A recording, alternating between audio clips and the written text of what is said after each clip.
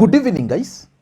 It's actually raining outside here, and I want to request those who are going to be amongst the first ones to watch this video to let me know about the quality of the audio, so that in case the quality is poor, then I can remove the video before most people get access to it.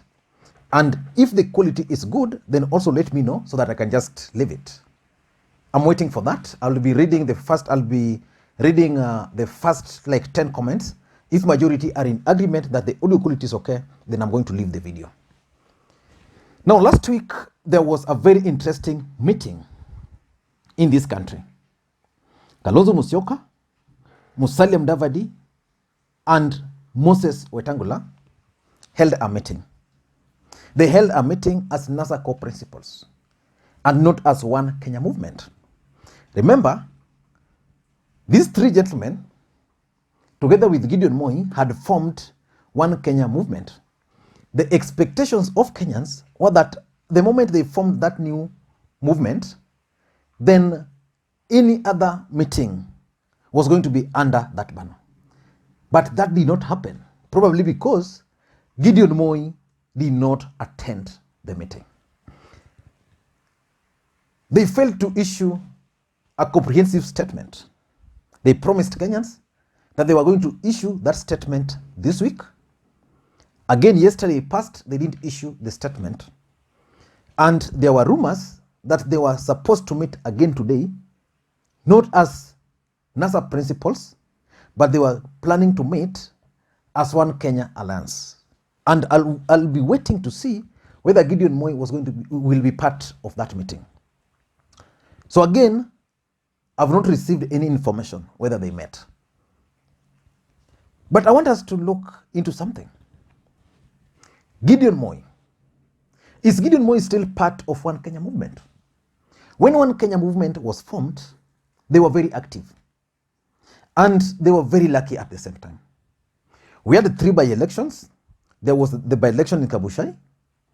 There was the by-election in Matungu. And then there was also a by-election in Machakos.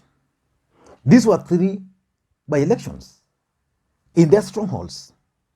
And as fate would have it, they actually won. Wetangula won in Kabuchai, Mudavadi won in Matungu, and Kalonzo Musyoka also won in Machakos. It was expected that they were going to maintain that momentum. And then they threw their weight behind the Jubilee candidate in Juja. That candidate flopped. And again, they also threw their weight behind the Jubilee candidate in Bonchari. It was defeated. So that was a very bad outcome for them. But what was the objective of forming One Kenya Alliance?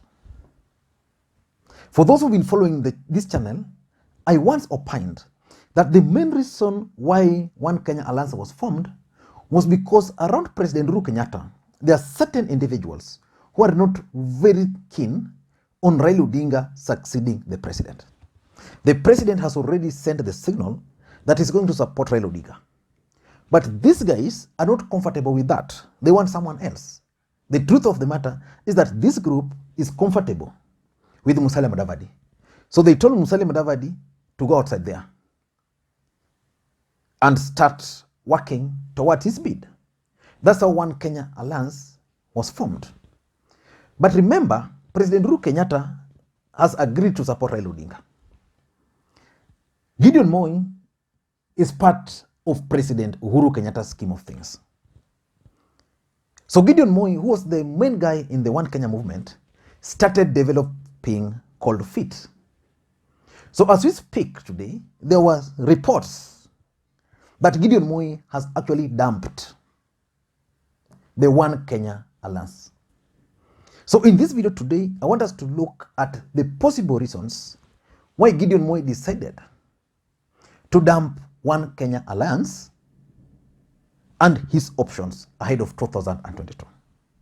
But before we go into all those details, if you're watching this channel for the first time, I want you to take a second or two and click the subscribe button so that next time we produce a video like this, YouTube will automatically notify you.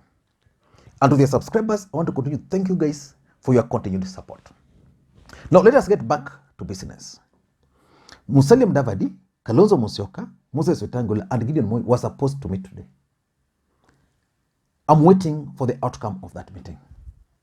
But one thing I know for sure is that Kalonzo Musyoka has stated severally that he's not going to support Raila Odinga, and that he's also not going to support William Ruto. We also know that for Musalia Mudavadi to remain relevant politically speaking, he must contest for the presidency. And to those who've been following this channel, I've always opined also that in 2022, there's the high chance that a rerun is going to be occasioned. And a rerun can only be occasioned if Kalonzo is on the ballot, Raila is on the ballot, Ruto is on the ballot, and Mudavadi is on the ballot. But this gentleman called Gideon Moi, where is Gideon Moi in all these schemes of things?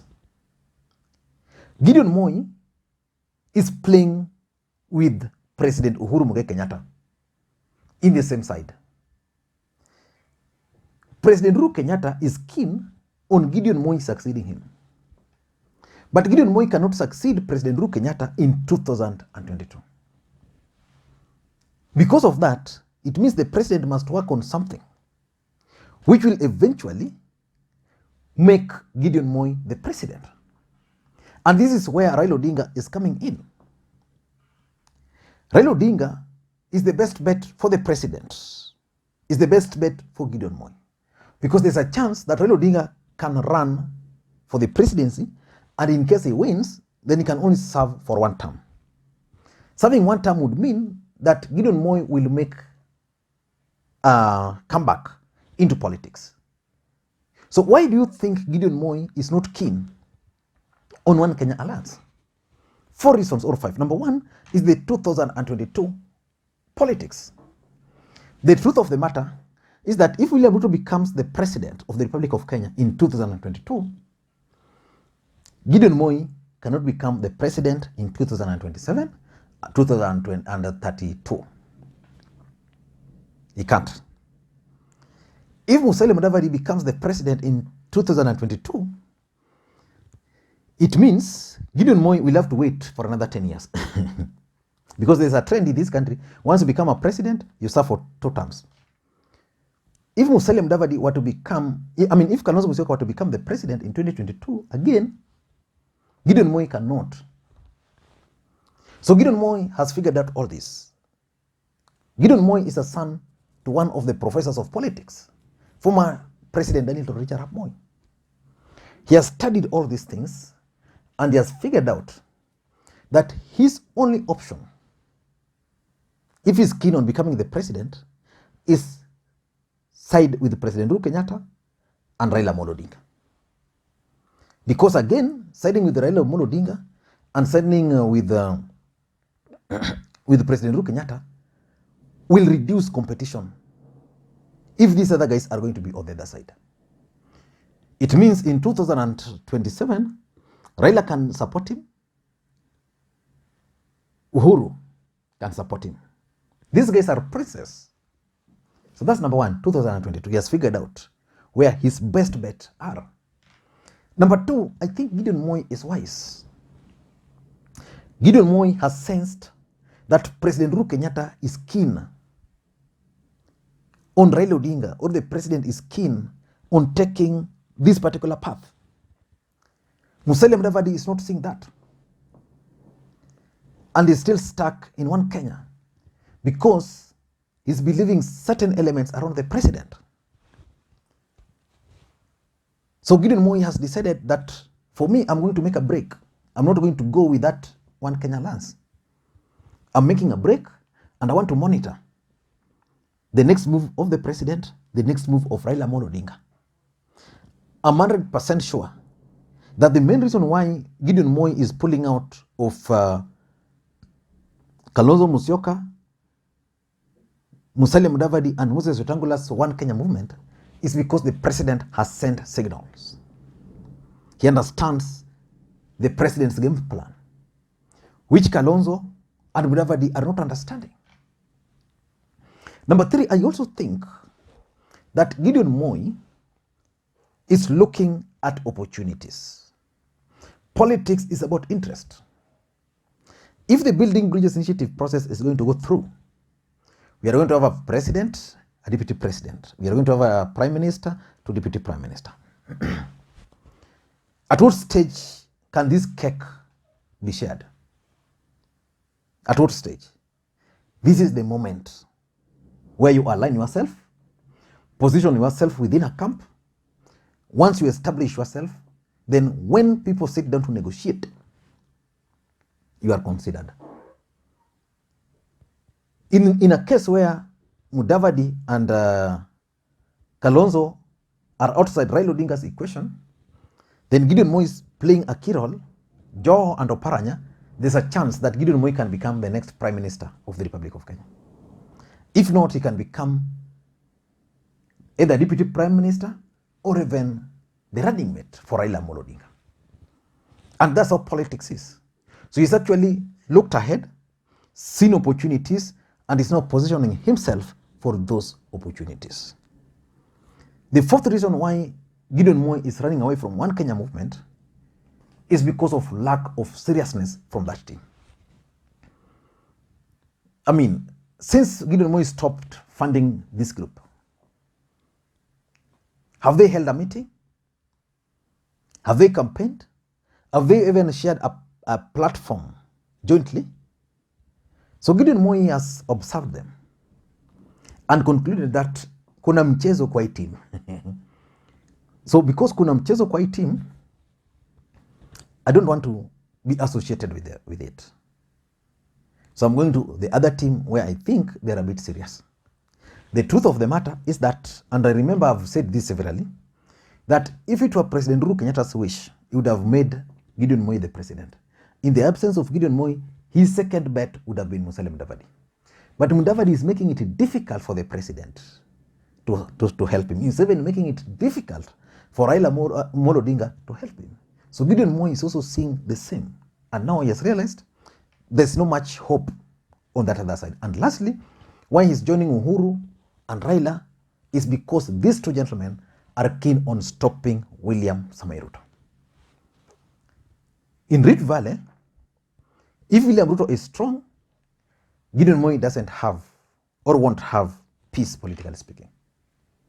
If he's weak, Gideon Moi will have peace, politically speaking. So it means for Gideon Moi to succeed politically, William Ruto must be stopped. In this country, who is keen on stopping William Ruto? That's President Uhuru Kenyatta. Who next? Raila Odinga. And because it's now clear that Raila and Uhuru are the only people who can stop William Ruto, it means Gideon Moi must support them so that he's finished. Let's face it, Gideon Moi has money, Raila has money, Uhuru has money. So if they decide that we want to stop this guy and they combine forces, it will work in favor of Gideon Moi. I don't know what you think, but that's my take. Again, if you're watching this channel for the first time, take a second or two and click the subscribe button so that next time we produce a video like this, YouTube will automatically notify you. And again, those who are in Nairobi, there's a very nice apartment in Athi River, 15 minutes drive only from JKIA or to JKIA. Please, if you need an apartment, I'm going to drop contact in the description. Just call that number, say you are referred to me. 3-bedroom apartment, daily rates are 5,000, which is cheap. And again, 4-bedroom apartment, 6,500, very cheap. Just say you are referred to me, then you might even get further discounts. Thank you guys, and please, may you have a good day. And by the way, let me know where you are watching this video from. The country or the county. I just want to test the distribution of the membership of this channel. Thank you guys. Bye-bye.